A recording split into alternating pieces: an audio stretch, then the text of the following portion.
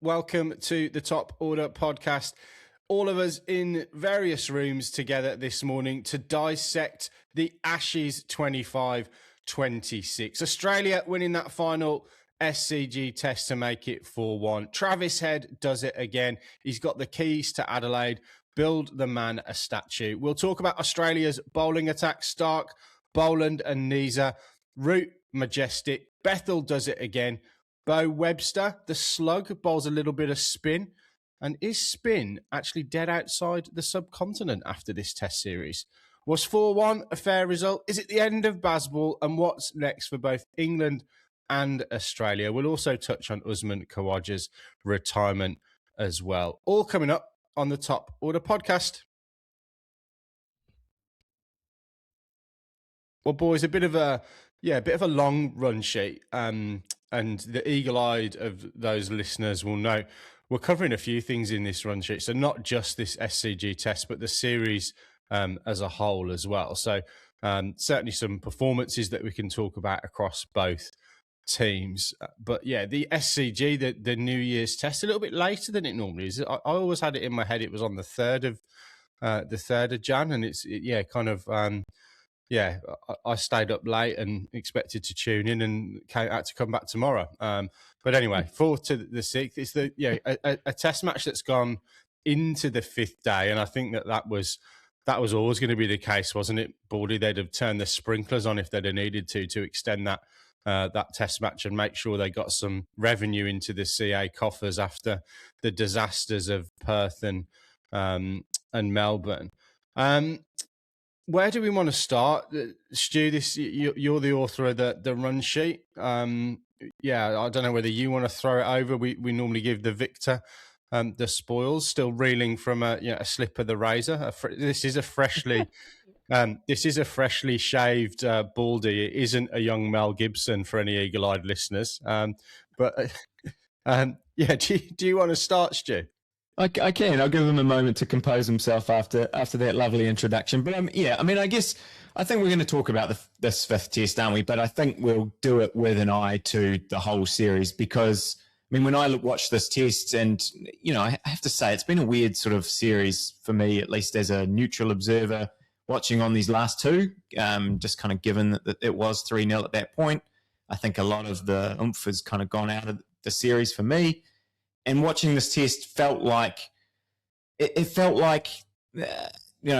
whole series in a microcosm in a lot of ways. It was, you look at the scorecard and you go 5-wicket win. England were kind of in it, but were they really? Australia sort of always held them at arm's length, which is kind of what they've done in the majority of this series. They've been on top. They've got every time England felt like they were going to get into a position where they might challenge, Australia would hit back, hit the key moments, hit the key wickets, always sort of picking up that time. And all the same players, that have been so impressive throughout the series. Travis Head, another big 100, that Australian bowling attack. I know Mitchell Starc didn't shine as much as he did in earlier tests, but he was very good. Boland was very good. Neza was very good.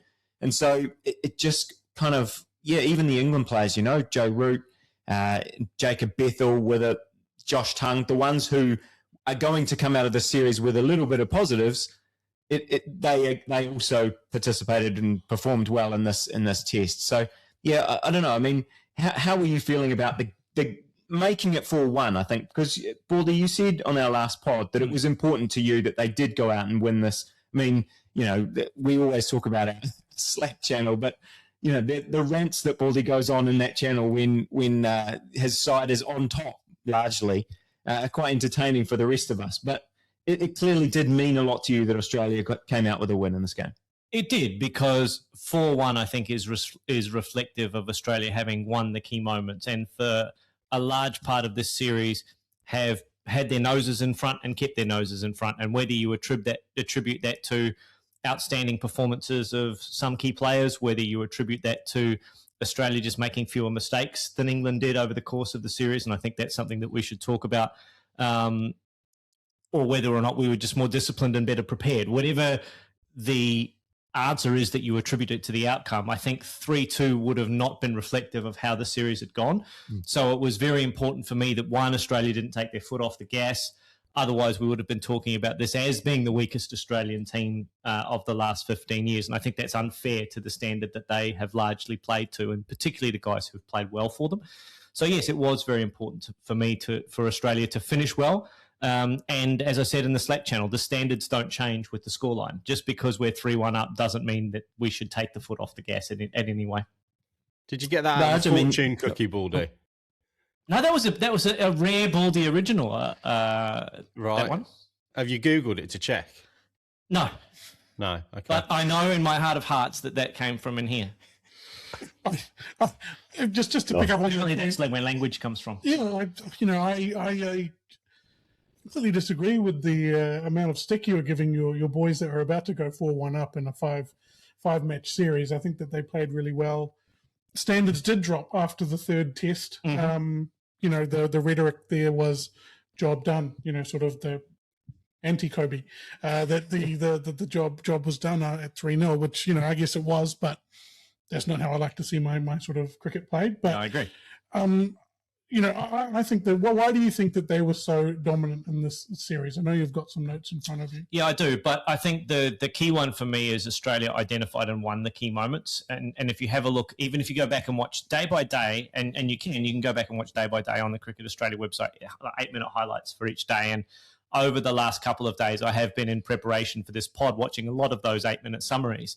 And in all of them, you can point to, on any given day, just about England being in the contest, and then Australia go bang, bang with the ball, or we have a significant partnership with the bat, or a catch goes down.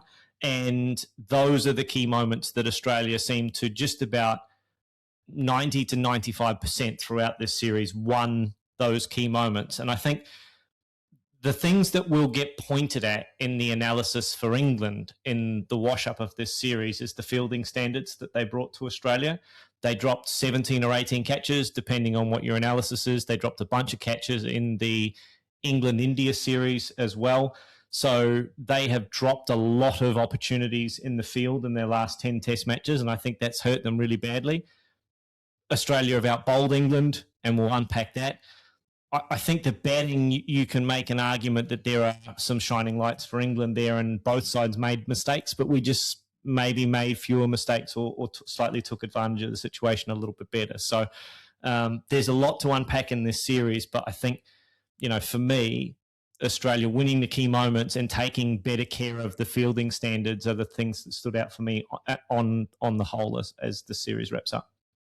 But I think we could sit here and kind of talk about Australia's performance with Baldy for quite a while, and I'm sure we will come back to that. But I'm keen to hear sort of the fresh, how are you guys feeling over in England about this series? There was obviously a lot of hype going into it. Around this table, most of us at least thought it would be a competitive series. We thought it would be certainly more competitive than it has been. And I don't know, it just hasn't panned out that way. And Jamie, where are you at with what's gone down? Because it seems like now a lot of the anger that is media, fans, whoever you want to sort of pinpoint, is now coming on the overall setup. It's not even just this series didn't go well. It's like Bazball sucks. Nobody's taking it seriously. They're all just going out and having a beer and hanging out at Noosa. Like, where are you at with all of that, the whole sort of picture of the English men's side at the moment? Well, first of all, I'm glad I'm not a betting man. Also, I probably would be destitute by now because I clearly can't forecast these things. But I think I'm glad that we lost 4-1, actually, because I think 3-2 papers over the cracks. I think it kind of, the record books would indicate in years to come that this was a close series, whereas actually it was anything but that. I think, like you were saying, Lippy, I kind of lost a little bit of interest, probably. Not just because Australia were flying, but just because it felt like it was a non-contest at times.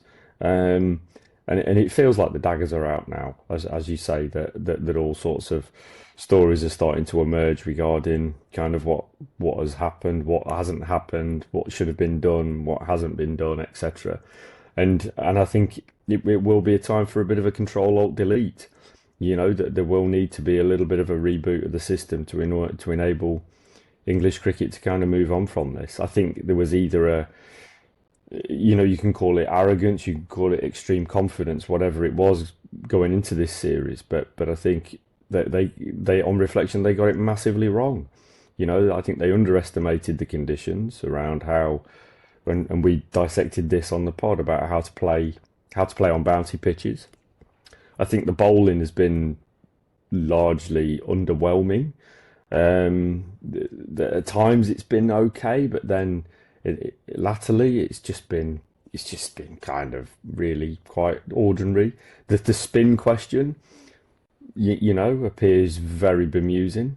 Like, we've had on the Slack channel, like Bashir has been built up as the golden boy of English spin for 3 years, and then you gear him for an Ashes and don't pick him at all. There's just a lot of inconsistencies, I think, in terms of some of the apparent decision making that's gone. But maybe, it's easy to kind of get onto that narrative when things are not going well.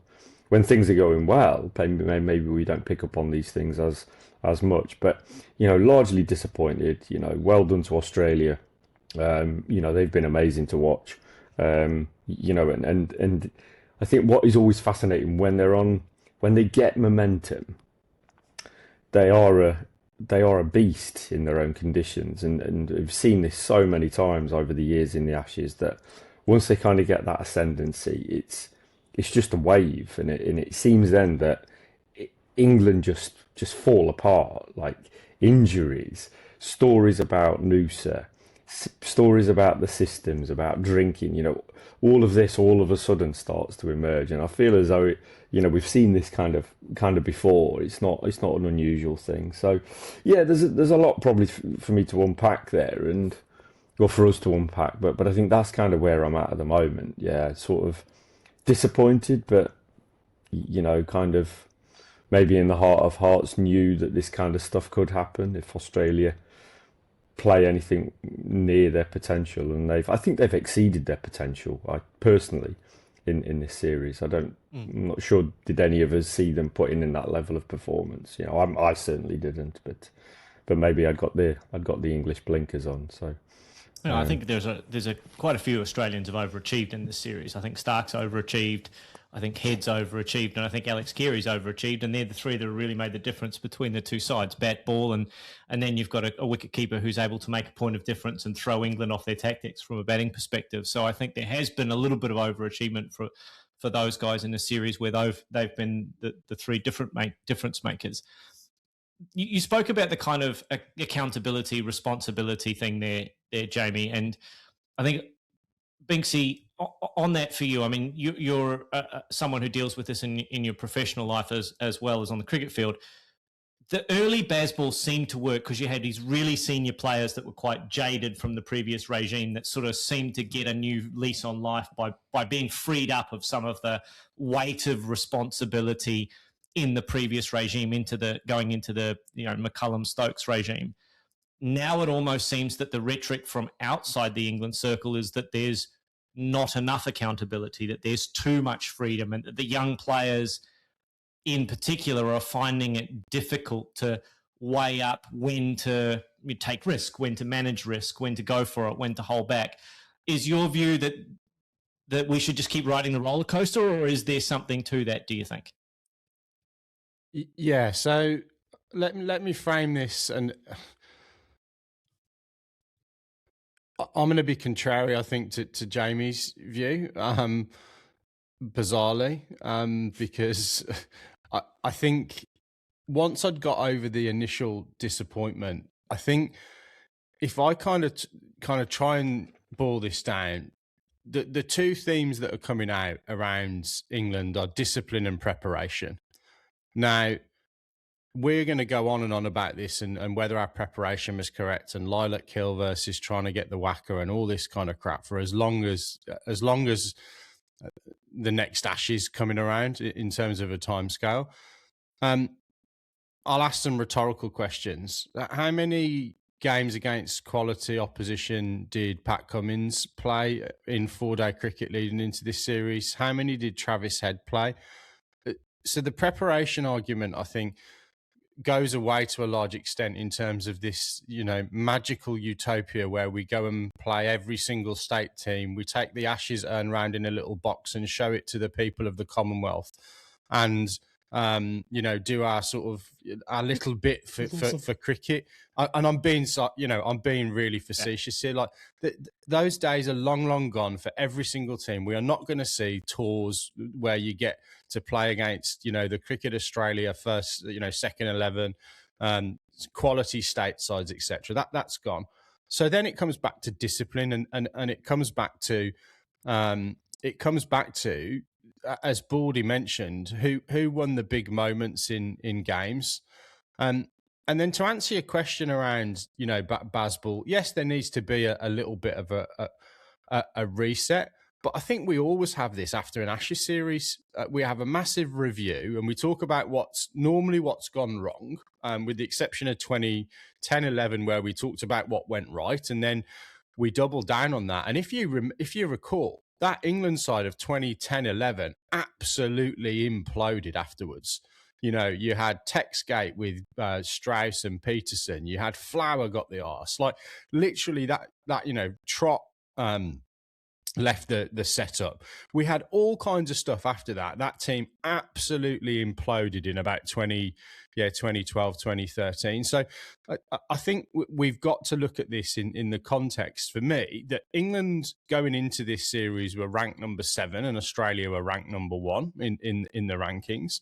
Since the World Test Championship came in place, Australia have sat at number 2 in that table collectively. Over the 3 cycles of this World Test Championship, and England have sat at somewhere like number 4 or number 5. So perhaps our expectations of this being, a series that we could go and win, was pie in the sky. And then I think that the final thing that I'll just sort of close on, I think, is from a bowling perspective. You've taken nearly 2,000 wickets out of England's attack in the last 2 years. Obviously, Broad and Anderson well documented. Chris Wokes has gone. Mark Wood goes down in the first Test match. And we're expecting guys that we probably weren't expecting to open the bowling, who aren't opening bowlers, to go out there and create the kind of pressure. And then, the naysayers will say, well, Hazelwood didn't play many tests and Cummins didn't play many tests. Well, Cummins doesn't always take the new ball, does he, for Australia, number 1. Boland has done in some of his Test match cricket in Australia, and he averages about 11 or something ridiculous. The strength in depth and the availability and quality of that second wave of seamers for Australia was just far superior to what England had. And most importantly, they took the right options. The final thing I just want to close on is in terms of the kind of Bazball mentality and freeing players up. And I'm only going to use one example and one data point, but Harry Brook has played almost all of his international cricket in this Bazball era, if we want to call it that. He averages 55. Are we really saying that a guy that's averaging 55, is the rhetoric that he should average 65 or 70? Because if that's the rhetoric, then we're talking about one of the greatest players to ever play the game, in terms of statistics. So I think we've got to temper some of the sort of commentary. Does McCullum probably need to have a little look in the mirror? Absolutely. But I'm probably more positive than you would have thought I would be, following this series in terms of where English cricket is at. So there you go. I'm gonna turn back on to you, Binksy, and ask you the big hairy question that's sort of going around at the moment. I prefer him with the beard. You're absolutely right.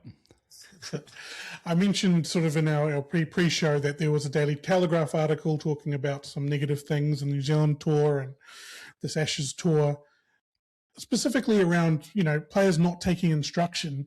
Don't go out tonight. Stay in. You've lost the Ashes in 11 days. Let the Australians go and celebrate. And, not everyone heeded that warning. Don't stay up till all hours in the casino before the Perth test. They were still seen out at all hours in the morning. Do you think that Ben Stokes and McCullum may have lost some of this dressing room? I don't know the answer to that question, Raj, because I'm not there. What I can glean from that article and some of the surrounding commentary around it is there seems to be a bit of a division between Stokes and McCullum now, which I think that, that there hasn't been. I think there's been a change in Stokes' rhetoric a little bit. And look, as I love Ben Stokes, I think he's fantastic. I think he carries on as captain. I think he goes down as an England great. One thing he's not particularly great at is he isn't very articulate, I don't think. And sometimes he tries to make really big, impactful statements in his press conferences, and he doesn't quite get the wording right. Or, Australia is no place for weak men. Was one of them. I know what he meant, but then there's some sort of interpretation that needed to be done around that. He talked about fight and dog and all these kind of things in the lead up to the latter test matches.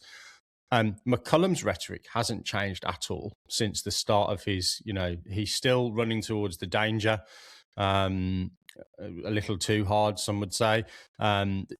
So I think you can see that there's this difference in the rhetoric. So I think there's probably a little bit of, Raj, a little bit of sort of dressing room angst.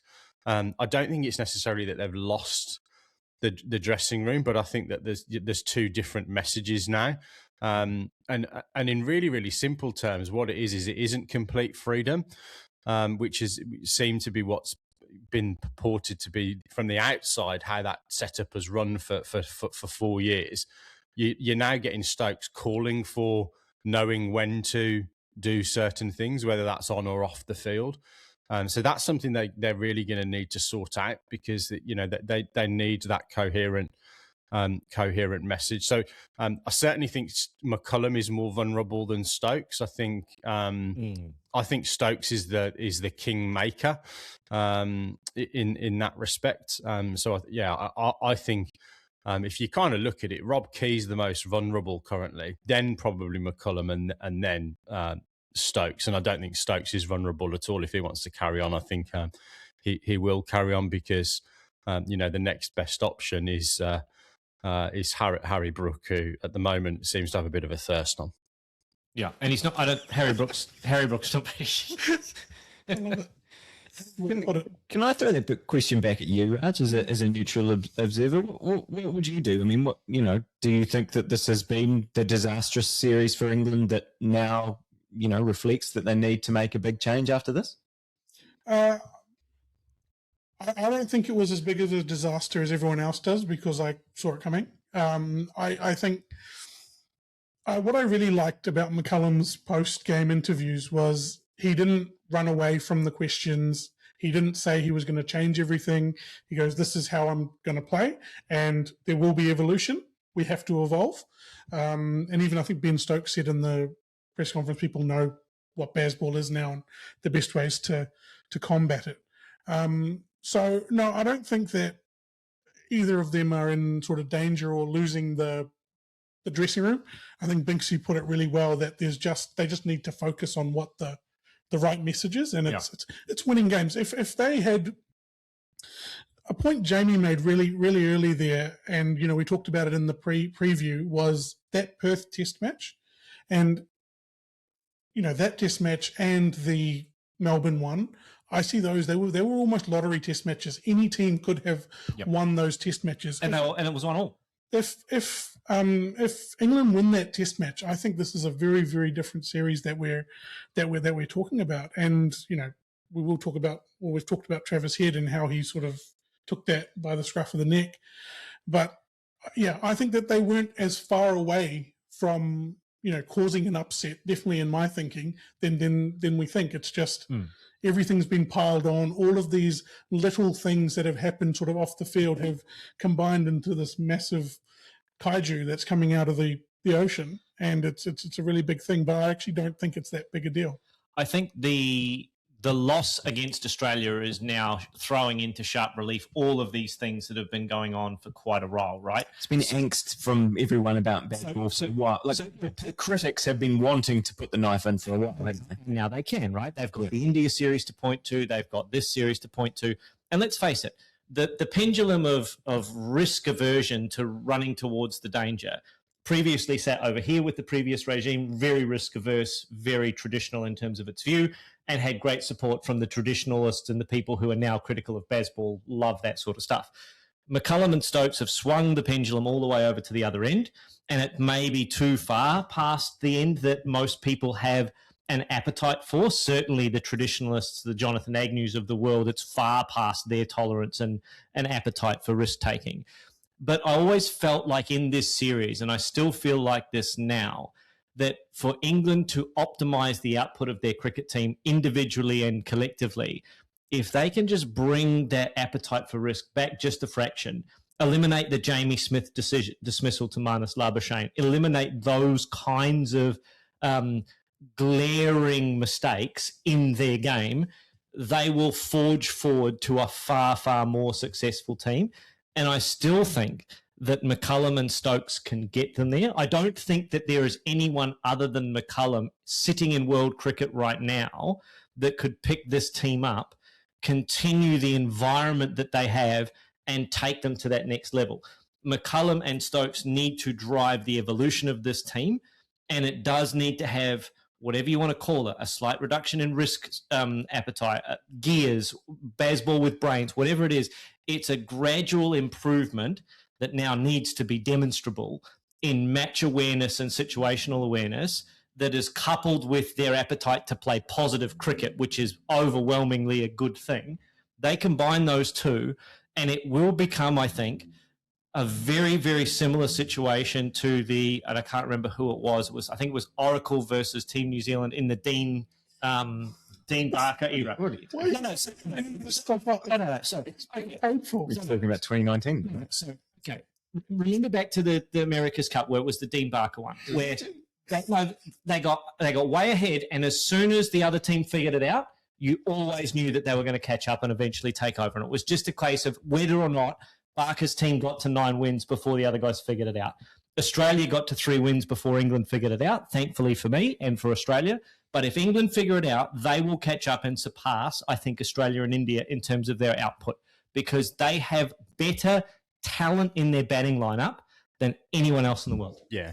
Just a really, really quick... No, I'm not being kind. You have a look at the talent in that batting lineup. Jacob Bethell is a world-class player. Harry Brook is just about the best batter on the planet on his day, and Joe Root will go down as being one of the greatest, if not the greatest run scorers in the history of the game. There are 3 guys right there that are as good, if not better, than anyone else in world cricket, and that's your engine room for at least the next 2-3 years. They figured this out. This would be 3-1 England. They did not figure it out, and it's more for them. We got lucky a little bit that they didn't figure it out. They've got to go away and figure out how to push home that advantage like Australia did. Yeah, because they've got more talent than we do. They've got more talent than India do.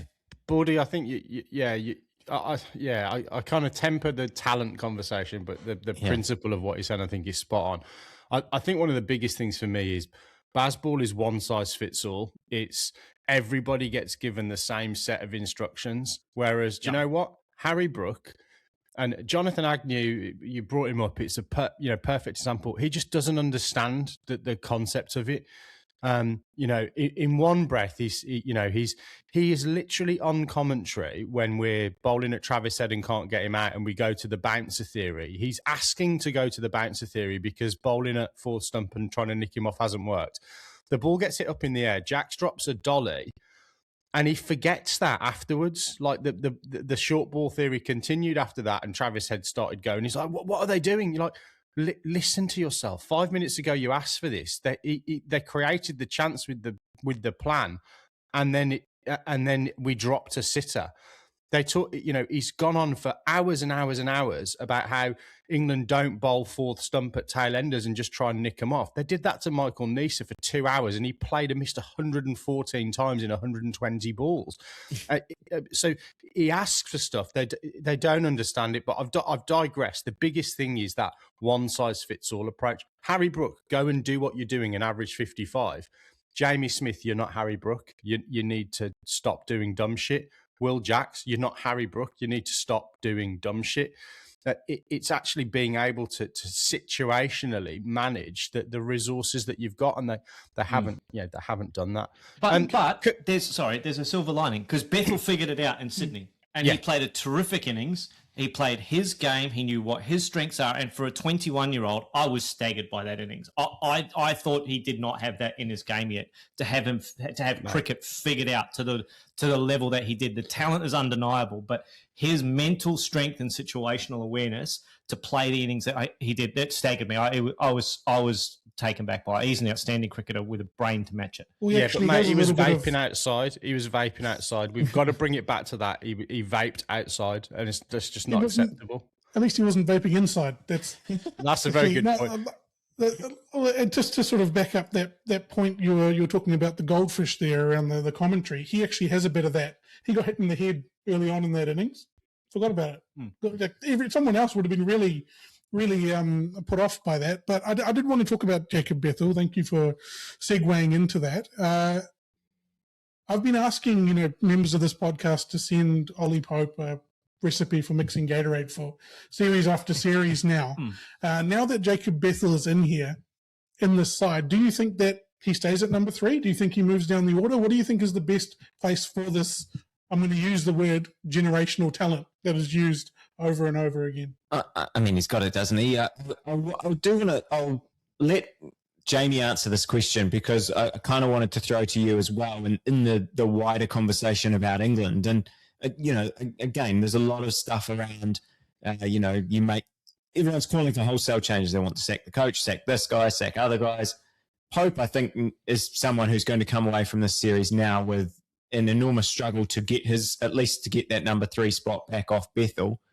But the question I always sort of ask in these situations is, like, what's the other options in terms of, you sack the coach, who's the next coach to come in, all of those kind of things. Are there players, you probably know the county game better than we do, like, are there players in England that everyone has sort of been going, well, why isn't this regime giving them an opportunity? I mean, you can talk about the Jacob Bethell stuff, but in a wider conversation, I'd be keen to hear if you think there are other players that are now going to come into this mix with all this generational talent that Baldy thinks England has waiting in the wings.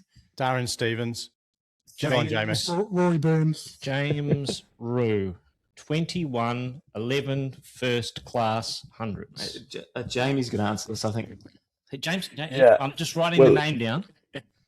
No, he's kind of stealing my thunder. But yeah, I mean, I think there are. And I think it is kind of like you kind of can't keep going back to Pope now. Like even if he goes back to Surrey and scores a shed load of runs, it's kind of like maybe you just have to move beyond that and kind of bring in the talent that is in the county game. That is for sure. You look at some of the Lions players. There's definitely the potential there to bring them in.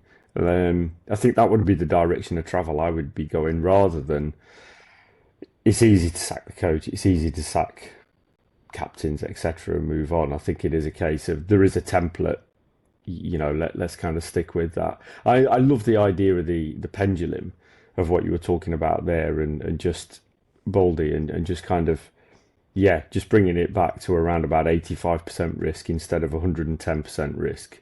And I think that is the shift that fundamentally needs to probably happen. And the situational awareness, the one thing that really sort of was a dagger to me was kind of like the keeper up to Nisa, and players just didn't have a strategy for that. It was kind of like I'm just going to play with the philosophy that we've been directed to, rather than temper that slightly.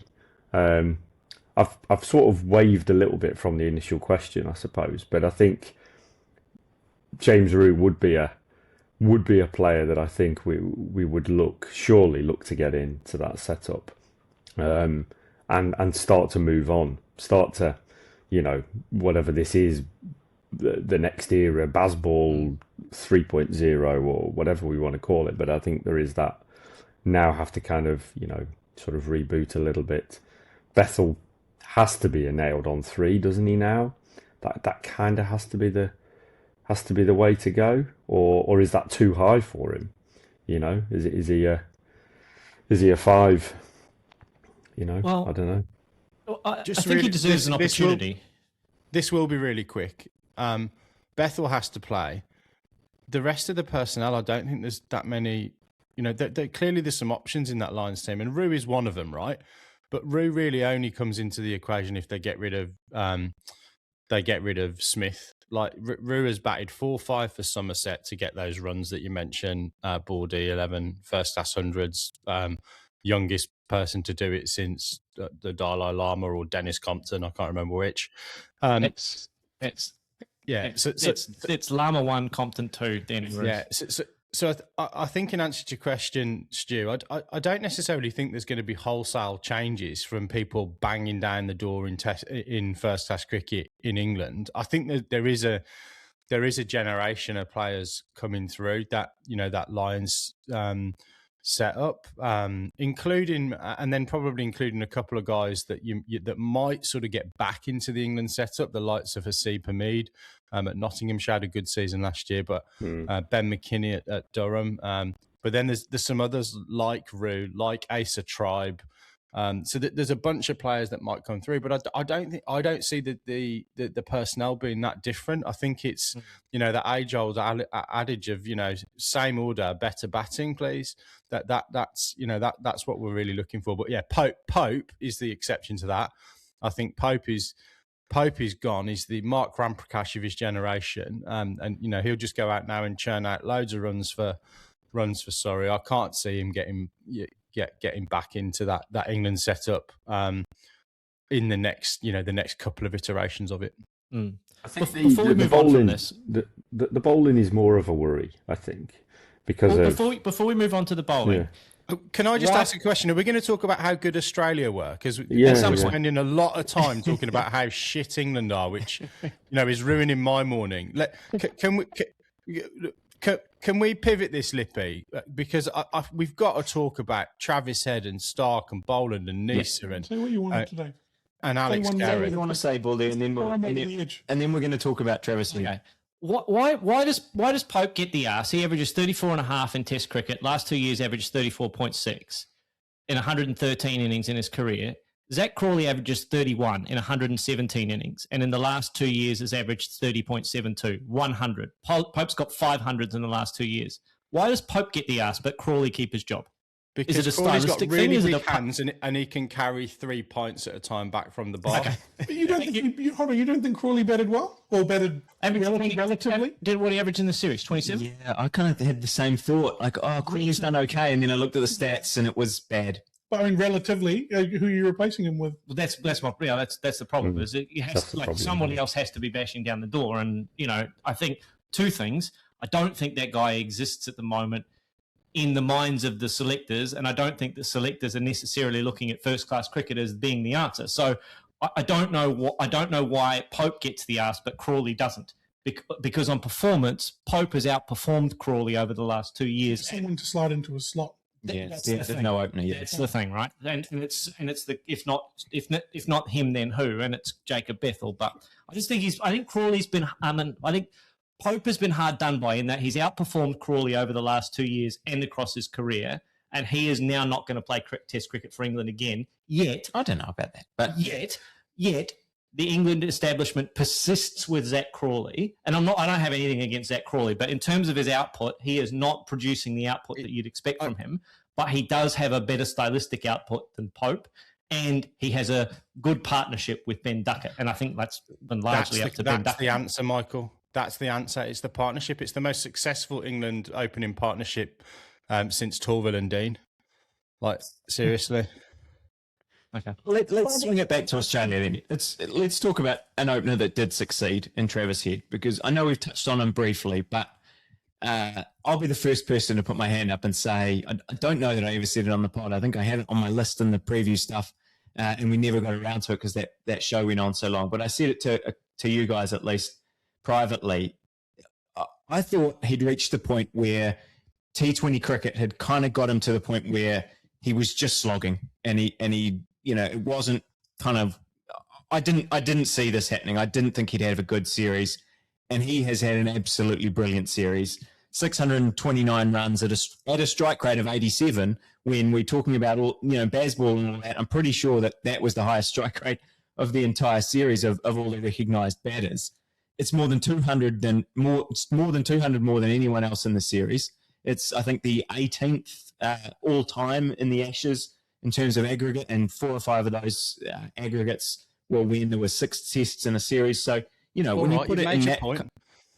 Yeah, he was very, very good. And he went up to Open and at a time in that Perth test when, the game was in the balance, he went up, changed that game. He got 300s out of the 8 in the series. Like, he just did everything you wanted, and everything he did kind of turned into an Australian win. And I don't know. I mean, he's now, I would assume now he's nailed down that opening spot for good. Well, he's created himself a little niche there, hasn't he, where he can sit at the top of the order, play aggressive cricket, and score runs at will. Interesting you were mentioning, Bazball needs to find that scaled back version of when to swing and when to leave, and I think that Head has found it. He leaves the good balls or blocks the good balls, and then absolutely goes after it if it's in his areas. I think he's probably still, a little bit on the slightly too aggressive side. I think. Doesn't that work better with the field up? It does work better with the field up. It does work better early. I mean, if England had have gone to the Australian tactic of posting a deep point on the fence, I think we could have had a very different scenario. He does work the ball a lot better when he's 20 or 30 not out, and he can get the ball into the leg side and get the ball down the ground a little bit. He does take lots and lots of risk, Travis Head, but it works for him. I think what will happen is that we need to now persist with him even if he has a wee lean run, right? If he nicks off 2 or 3 times or he hits a couple up in the air, we have to decide as a fandom, and I think it's the same process that Binksy and Jamie and all the England fans have gone through and gone, right, okay, if this is the way that he's going to play, then we have to support him when it comes off, and we have to support him when it doesn't. And it has to be an extension of the Sam Constas thing. He had one great innings and then a whole bunch of failures afterwards, and everyone jumped on his ass. So if we're going to pick Travis Head and we're going to ask him to do what he's just done for us, which is basically win an Ashes series, then... Can I pause for a second? What? We've got to celebrate him. Don't have to already go, he's about to fail. No, stick with him. No, celebrate him and go, he just won us an Ashes series. He did, but let's not get ahead. Like, we can't get ahead of ourselves and go, he's going to do this for us every time, right? It's not realistic. He can't. He can't be that good every time. He just can't. So we have to be realistic about what we're expecting of him, right? And the last thing that we want is for the expectation of that to be our new normal, because that's what he did in this series is not normal. What Mitchell Starc did is not normal. And if we're going to expect that from our cricketers going forward, we're going to set ourselves up for failure. I do like how you have 629 runs and 0 wickets. 0 wickets. So 9 out of 10 for Travis Head did not take a wicket with his dirty off breaks, which I kind of expected him to actually play more of a part with his off spin. The question about the openers, I'll throw this out because there was a lot of chat about this. Australia aren't playing Test cricket for a long time, 8 months or so. They don't play again until August in Australia against Bangladesh up in Mackay. So I don't think that there are any loyalties or anything that need to hang around for 8 months. I think that they'll pick the best team that they think that they have then. Weatherald, I was all on him 2 months ago, and his weakness on his leg stump has just been too big a thing for him to get past. There's two. There's not just that. He was caught out twice in this series on the back foot, not knowing where the ball was when he was playing the hook shot. He got caught out, I think, in Perth off his helmet. And then in Sydney, I think he got caught pots down at fine leg. He just didn't quite know where the ball was, and it just popped up. So I think my question is, do you think there will be loyalty there, or is this a fresh sheet as soon as August comes around? I think it's a fresh sheet. I think they'll look at everybody. They've now got the back half of the Sheffield Shield and probably the Big Bash to prove their point. You've got Campbell Callaway, you've got Renshaw, you've got Weatherald, you've got Constas. They're the four that they'll look at from an opening batting position going forward. I think they will look at both white ball and red ball runs, which means Renshaw is in a prime position to be able to deliver that because he's batting in a critical position for the heat, and he might get some international white ball cricket for Australia across the winter as well. So, yeah, there's going to be, I think, a four horse race because I think we've discounted McSweeney and we've discounted Marnus Labuschagne to open the batting going forward for us. So I think there will be competition for spots. going into next summer. Look, he didn't do a bad job, but I think he just got found out in international cricket in his first series where he had a couple of weaknesses. And, that happens to a player, right? Particularly an opening batter when you're facing the likes of a Jofra Archer who can swing the ball at 145, or you're facing a Bryden Cast who can bang the ball in. And when he banged it in short, sometimes he got the results for England in this series. So you have to expect that he's going to go away. He's 29, 30 now. He knows his game very well. He's been very successful in the Shield for multiple states. So he'll go away and work it out. He's got enough time to be able to do that and come back into the side. Before Baldy tries to pick apart another part of this 4-1 winning Australian side, can we let's go to the bowling then, and we might go to you again, Jamie, and maybe you can tell us. Let's try and be positive in terms of Australia, because I think we certainly have, as Binksy said, leaned more on the what's happened to England's side, but maybe you can tell us what you thought Australia's bowling attack did so well that England didn't manage to capture with their side. Yeah, I think consistency, being able to execute when it really mattered. I think whether that was a genuine plan or not, but Starc taking wickets in that first over, in his first over, like whether that, like I say, was a genuine ploy or whether it was just coincidence that he's just a super talented bowler who's able to execute from ball one, and for other bowlers it takes them a couple of looseners, I don't know, but that worked really well. I don't think just their ability to really execute and deliver on their plans, like Nisa with the keeper up, or Boland, line and length, fourth stump consistently, and then Starc coming in and being able to sort of hoop it when the conditions favoured. So I think those, they're small margins. We're not talking about Australia with the fastest bowlers there.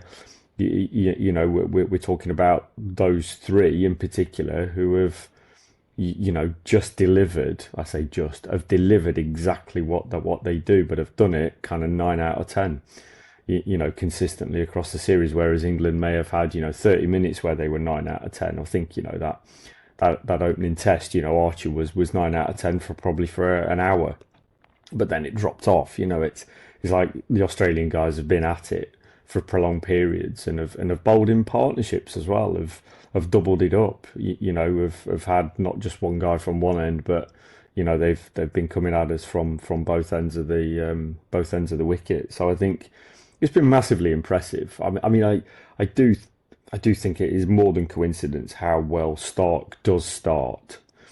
His spells, whether it's opening or whether it's coming back, as of a change, it's straight in there. The speed is exactly where you'd want it to be. There's no warm up effect, maybe there's a little warm up effect, but not much, And I think it's just those things that are really, really impressive. And just the confidence, I suppose, that comes when you're taking wickets and bowling well. They start to try stuff a little bit as well. You start to get a little bit funky, but still within your plan. And, it gives people that breadth, that bandwidth to try stuff. So they were the things for me, that have stood out. We weren't able to match that as well as what Australia has done. Speeds for Starc was key as well, wasn't it? Like, he was literally at 145, first spell of the day, last spell of the day. The Boland and Nisa keep up to the stumps plan. They hatched that 3 or 4 months ago, I believe. I think the coach had a conversation and said, Scotty, we might be doing this. Like, start to get your head around the fact that you're going to see the keeper up to the stumps.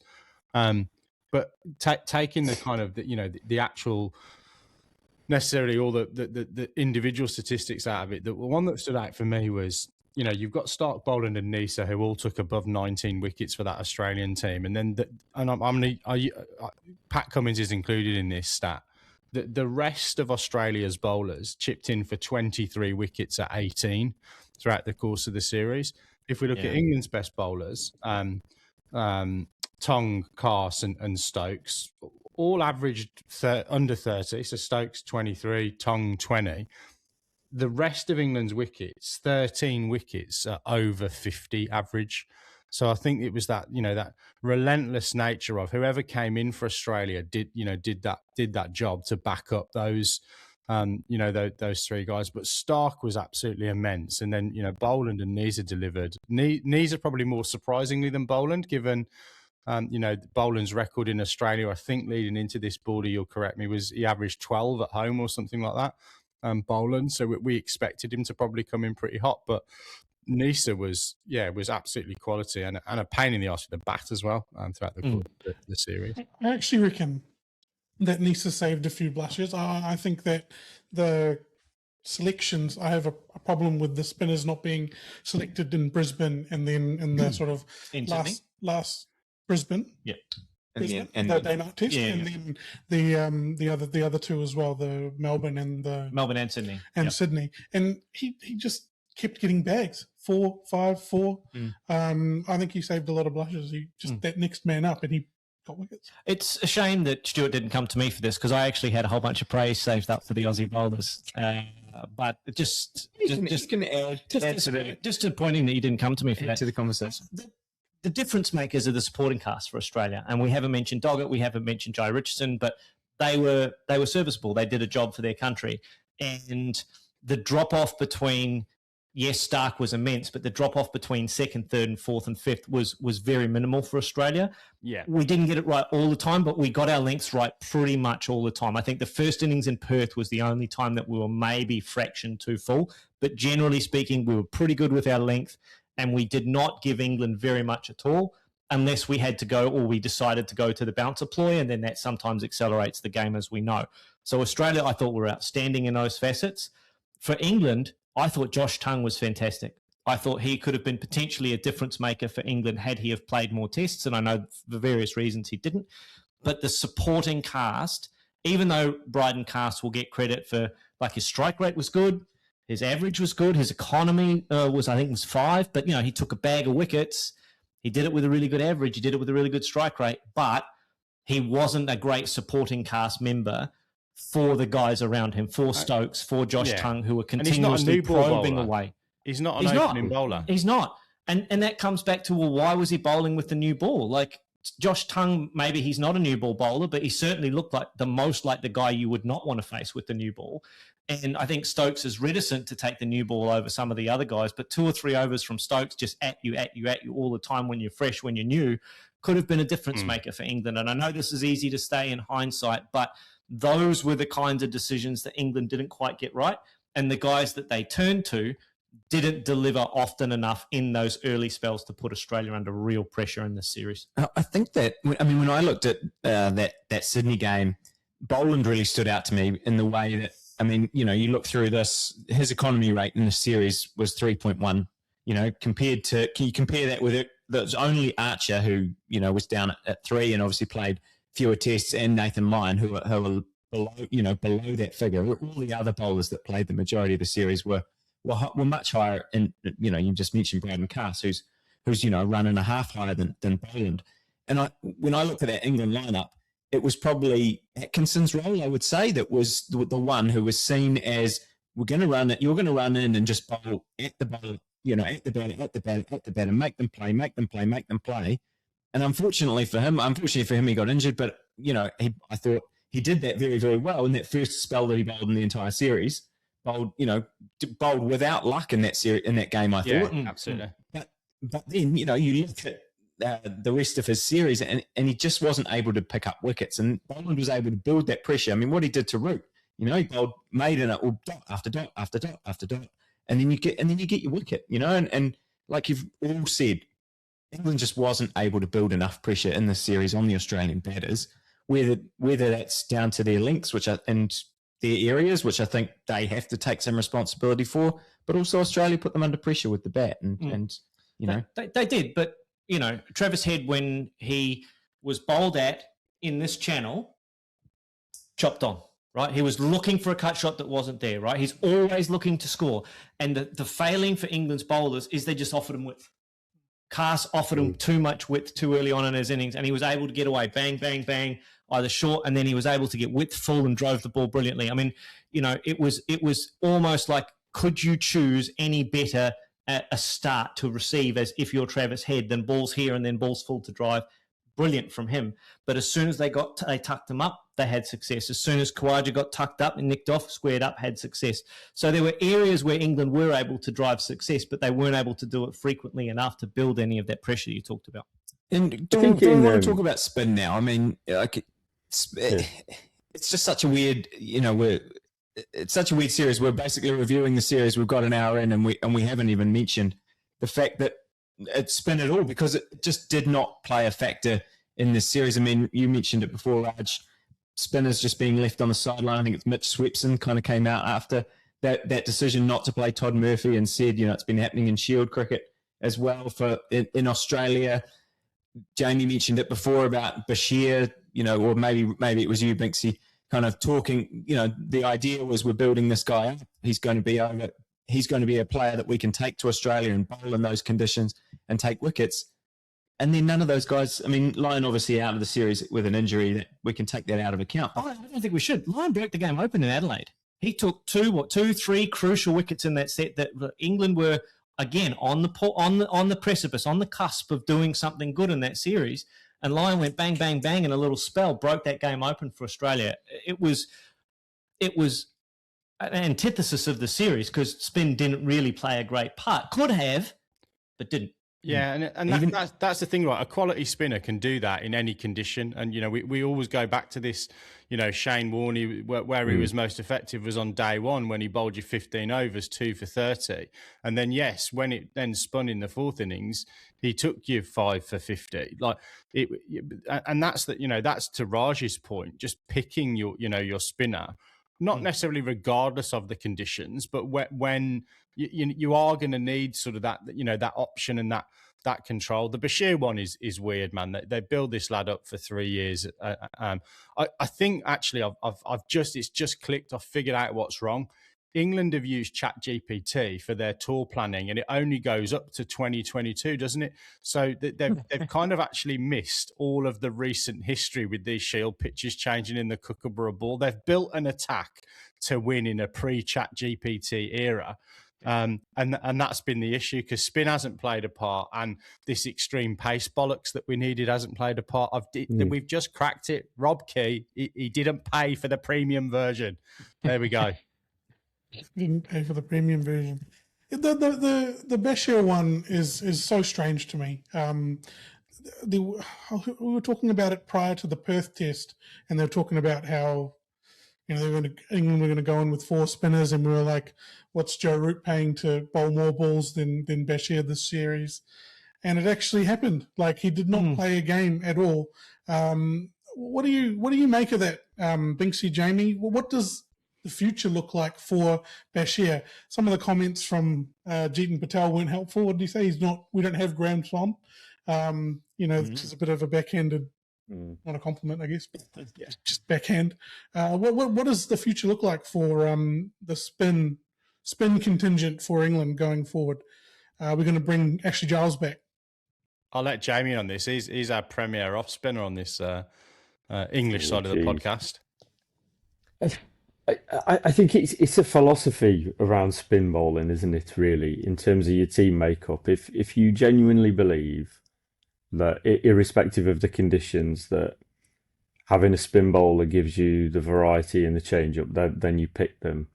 If, however, as a setup that you think it's a bit more of a horse for a course, then you will kind of have this in and out kind of system. And I think when you talk about Nathan Lyon, we talk about Shane Warne, they are undoubtedly some of the greats. They get into any 11 because of how good they are. They can adapt and bowl in any conditions. I think the mere mortals who probably fall short of that in the spin department probably don't carry that much weight, and therefore they get thrown around a little bit more. They get used, these conditions aren't for you, we won't pick you. But I can't imagine that really ever happening with Shane Warne. It's happened a little bit in this series with Lyon, unexpectedly. But I think, for me, you would pick him in every game because of the change-up, because of just his ability to do something, irrespective of the conditions. It's a tricky one.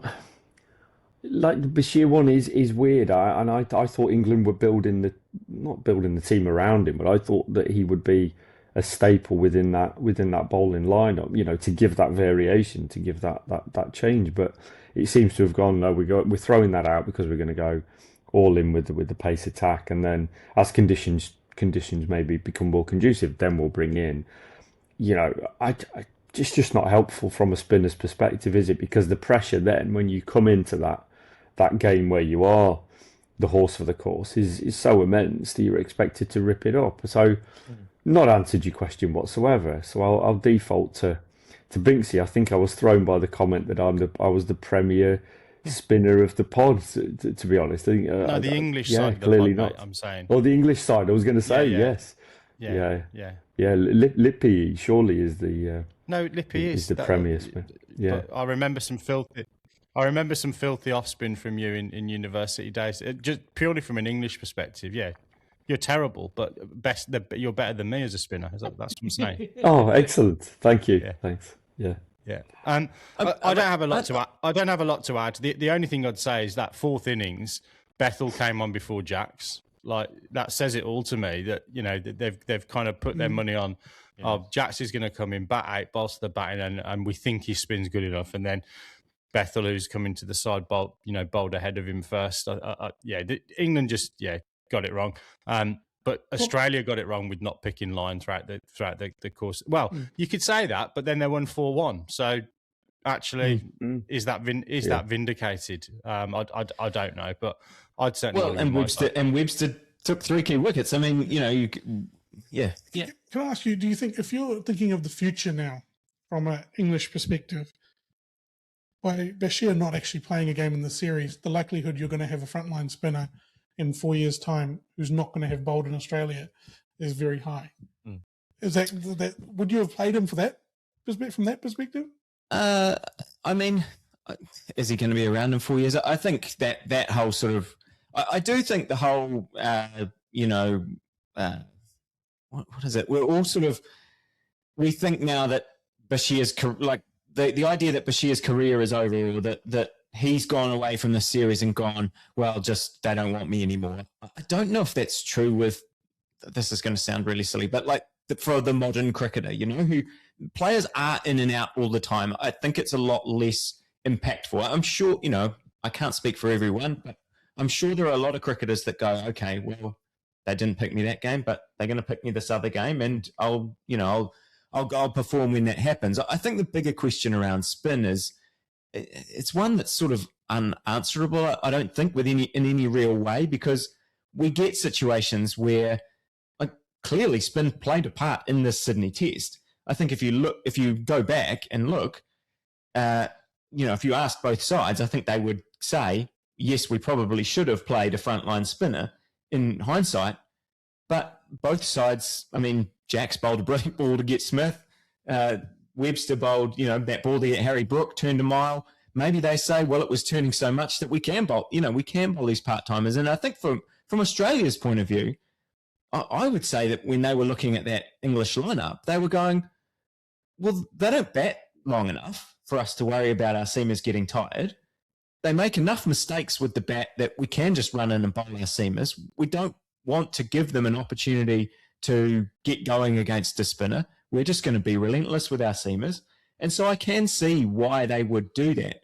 I think probably Swepson's comment is the one that alarmed me the most. If he thinks that spin is being diminished in Shield cricket, I think that's the bigger problem for Australian cricket overall, international cricket going to Australia and that kind of stuff. I'm sure that CA would prefer that there's pitches that are conducive to spin compared to these 2-day ones that we've seen, in a couple of the series. You hit the nail on the head, Stu. If cricket only lasts, if every test match only lasts 2 to 3 days, the wicket is homogenous enough that it doesn't break up over that 2 or 3 day period. In Australia, yeah. I mean, obviously, we've seen pitches in India, Pakistan, and Bangladesh. We'll get to Asia, right?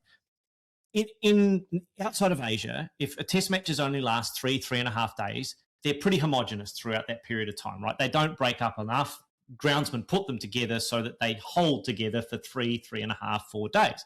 So the only time that spin really comes into the fore outside Asia is 4th and 5th day. And that's what we saw in Sydney. And even with part-timers, they were able to extract, turn and bounce and were impactful in the game. So yes, you should be picking a spinner, but they have to be able to bowl in conditions that aren't necessarily fully conducive to be bowl in day one, like Binksy was saying, get 2 for 30 or one for 40 or exactly. Otherwise, it becomes, well, the only time we really see spin is in Asia, where the home side is trying to maximize their advantage in their spinners being better in those conditions, and they'll produce wickets that turn from earlier in the game and will turn for longer throughout the game to maximize their advantage, and that's when we're going to see a preponderance of spin. So I think the question is, we want Test cricket to go for longer for various reasons, revenue and entertainment maximization, and non-homogeneous wickets, and different players getting to maximize their relative skill sets, in which case we will see more pace and spin. Otherwise, just won't see enough of it. Yeah, I mean,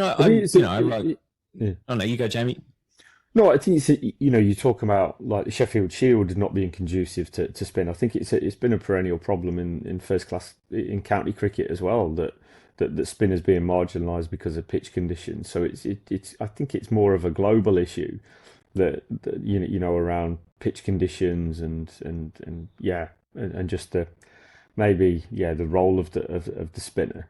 I mean, just going back to Bashir, it's an interesting conundrum with him generally. He's out of contract with the county, so the only contract he has is with England. And which again is a really interesting dilemma. That, well, where's he learning his trade? Where's he applying his trade? Well, just in the nets. Where's he gaining that sort of in-game experience? And maybe that's an old school thought that you learn your trade by days in the dirt. But yeah, I think it's more of a global. Well, certainly Australia, Sheffield Shield county cricket. I think the role of spin has taken a bit more of a backward step over recent years. I don't agree with that at all. I would like to see it have a more prominent role, but there are probably multiple factors as to why that is. The irony of all of this is they've picked him for 3 years because, in their view, he was the avenue to England most quickly being able to take 20 wickets. And somewhere along the way in this Ashes series, that's changed. And if you continue that line of thinking, all of a sudden Will Jacks is the best option for England to take 20 wickets, which I'm not quite sure that's true. I think Will Jacks is a bit better than any of the other options, but not necessarily the best avenue to England taking 20 wickets. So I think the only thing that England need to change fundamentally from a bowling perspective is actually getting back to their original mantra of which bowlers are going to most quickly, most effectively take 20 wickets for us to allow us to then go out and score a ton of runs. So I think that would be the thing that would work potentially in someone like Bashir's favour going forward, because he is potentially a wicket-taking, attacking type bowler, and they're the kinds of captains you need both in international cricket and in Shield cricket for your spinner to be successful. Well, I think what England learned in the series actually is that trying to get their runs as fast as they could and trying to get their wickets as fast as they could was not the way to go about things in Australia. What won the series for the most part, I mean, I know we talked about Travis Head, but it was being able to be patient. Like that's what, being actually making disciplined decisions was what Australia did so much better in their own conditions. And England trying to, I guess, accelerate things faster than they needed to probably got them in trouble more than they had to. Yeah, but Bashir, I believe Jamie actually is signed for Yorkshire. Right. So, yeah, I think ultimately, and Lip, you're the best person to answer this question. If he goes away and bowls, 500 overs in first-class cricket for a couple of years, is he going to be a better spinner? I would have thought so. So, and I think that's what he needs to, that's ultimately what he needs to do. It's got to be pretty difficult to learn your craft at the highest, you don't take someone who's, only flown a Cessna and give them an F-14 and say, off you go, do you? And that's essentially what they've done. I guess so. Like, you could say the other with Bethell. They've done that with Bethell and it's worked. And I don't think you have to give the coaching setup credit for doing that. So I don't know. I mean, you could have endless conversations a bit different because you're one of six as a batter, aren't you? Whereas as a spinner, if they picked him, and the reason they didn't pick him is because they didn't think he could presumably perform in the way that they needed him to perform, and that would have been to be able to hold on day one and be able to influence the game if it ever got to day 5 in the series. And that, they didn't feel confident with that. Whereas, a batter, can come off once and it's less impactful if he has a bad day. we're an hour 10 into the show. We probably, before we do kind of wrap things up, but the one thing we probably should touch on is Usman Khawaja. I mean, he wasn't exactly the fairy tale finish that he might have wanted in terms of his output in this series, but, I think he was obviously clearly very emotional at the end of the series, whether he thought at the start of the series, whether he thought this was going to be the end for him or whether that was something that came, during how the things went for him. I don't know. I haven't actually seen if he's commented on that, but I mean, Baldy, you're probably the best person to touch on him and whatever you want to say about him. I mean, he's had a fantastic career. He's had a very interesting career, I think. I would like to spend a little bit of time talking about him outside of maybe this episode, because I think he's got a career that's worth unpacking, because there are lessons to be learned both for selectors and for, for individuals and for teams as well. And, he was in and out of the test team multiple times throughout his career. I think he was dropped 7 or 8 times.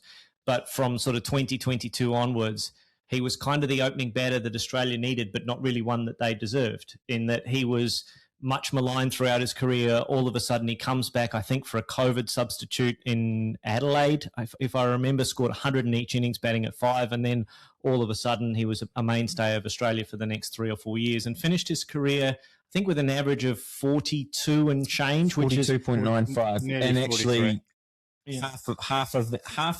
half of those 88 tests were as an opener, and averaged 48 as an opener. Yeah, terrific cricketer. Averaged 90 batting at 5 as well, like a real weird, like low sample size, high output thing. But yeah, just a terrific cricketer, played his own way. Obviously the first Muslim and Pakistan-born cricketer to ever play for Australia. A terrific servant and ambassador for the game. A terrific human being on and off the field. And it's not often that I have an Australian player retire and will miss them, not so much from their output, but just for who they are. And I will miss Usman Khawaja not being around the Australian cricket team as a human being, as a part of the team that we have. So I will miss him, and I think a lot of Australians will miss him terribly going forward. Look, there are very, very few sportsmen that I would want to be in charge of stuff, generally speaking, in the country. Pat Mills is one, and Usman Khawaja is the other. I just like, if they could just run Australia, I think we'd all be much, much better off as a society. But look, he's just a terrific human being. He's a wonderful cricketer, and Australia will miss him. And he ended up having the career at the very end that he should have had for 10, 12 years for Australia. So I'm really, really proud for him to finish, maybe not in the way that he wanted from a personal milestone perspective, but he went out a winner, which I think is deserving. Is there anything else? I mean, anything else that anyone was really wanting to get off their chest in this episode? I can see Raj gearing up. I just wanted to know, why is Bo Webster's nickname Slug? Still no mail on the slug. Still no slug, mate. I've asked this question multiple times. Yeah, no, I can't delve into that and give you any answers. But I will be working tirelessly through the off season. I will not sleep. He had a good Test match in Sydney, actually. He did. Vital with the bat again, 71, not batting at 9. Was influential with the ball. Like, just whenever he comes into the team, he delivers for Australia. And now that Khawaja is no longer in the team and there's question marks about whether old spot, there's a spot there. And I think on performance, you have to say that Webster should be the first person who's considered for a 5, 6, 7 position in it. And it might be that you elevate Carey up another spot, make him bat at 6, maybe even at 5. Then you have a couple of all-rounders in there in Green and Webster for Australia going forward. I think that's maybe too much bowling, but he certainly deserves, on the production that he's given Australia at 6 and 7, Raj, he certainly deserves a longer opportunity in the Test team. Well, he's the solution, isn't he, for a spin bowler? Yep. He bowls pace in the first innings. the new Colin Miller. Yep. That's it. Funky Miller. Yeah. England boys, anything else to add? Joe Root is obviously ticked off those hundreds.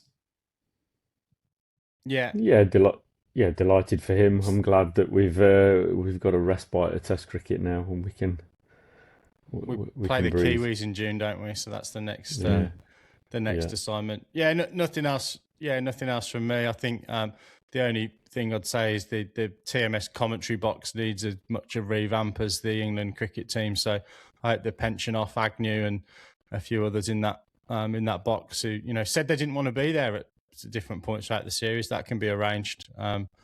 the media coverage here. Are you after a job? Has come in for a lot Binksy? of stick, both on the television, TNT. That they had a few unfortunate incidents given the way that they covered the series. Half from a porter cabin in Isleworth in Middlesex, and half from the ground. I don't know whether you boys picked this up, but probably my moment of the series was that run out in the final test match. The commentator in the porter cabin was watching a replay of the run out and said something along the lines of, "He's done it again, he's run out, 2 run outs in the over."